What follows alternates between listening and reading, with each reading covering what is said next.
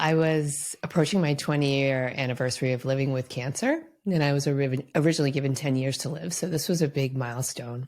That's amazing. And we were going through the global pandemic. I was struggling in my business because of some conscious decisions that I made to step back because my chosen father, so I'm adopted, my chosen father was dying.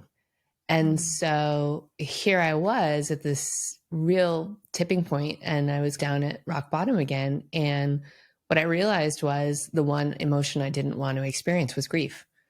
And as somebody who's been in the wellness industry for 2 decades now, and I realized that there was a blind spot and a hole in my own education, one that I willfully continued to avoid.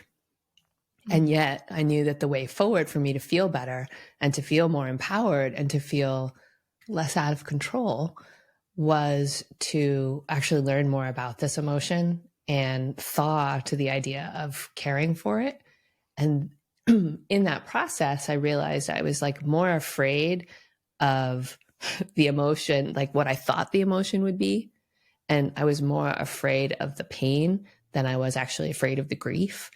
And so I thought, you know what, I'm not alone in this. And these are the conversations that I am inspired to have. I'm inspired to have conversations about difficult things and find new ways to make them, I don't know, more appealing to people so that we actually can roll up our sleeves and make progress on something that I believe is holding us back, whether it be cancer or a time when I was writing cookbooks about plant-based living. It would be, you know, maybe it's about your fear of vegetables, you know, but I'm always looking for a topic that I can approach. And in this case, I just pulled the inspiration from my own life. It's just, I was going through a really rough time and I felt completely helpless.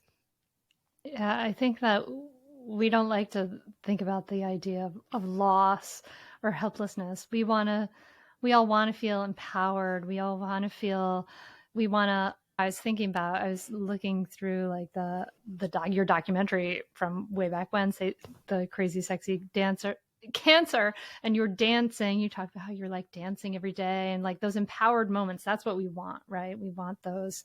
Yeah, I'm going to dance every day through my difficulty and I don't know, but sometimes that can be two things at once, right? That could be like something that's empowering and wonderful, but that can also be like, I'm scared as hell to look at this thing. Yeah, I wanted it to be gone, much like I wanted cancer to be gone in the early days. I just wanted it nip tuck and behind me, and I wanted grief the same way.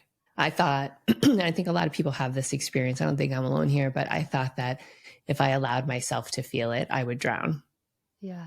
It would completely take me out to sea. Everything that I'd worked on would fall apart. I'd be useless. It would just overtake me. And it sounds cliche, but what we know is the opposite is true. The way out is through. The way out is being willing to, I think, be curious about your emotions. You mentioned anger. I have a whole chapter in the book that's about anger. And I too had so much shame around my anger, which is so unnatural. You know what I mean? But I didn't see it that way. And this idea of the big, messy emotions that happen when life falls apart. That's what this book is about. Not just grief, but things like shame and anger and the emotions that I think really shrink us, and they shrink our lives. They shrink our relationships.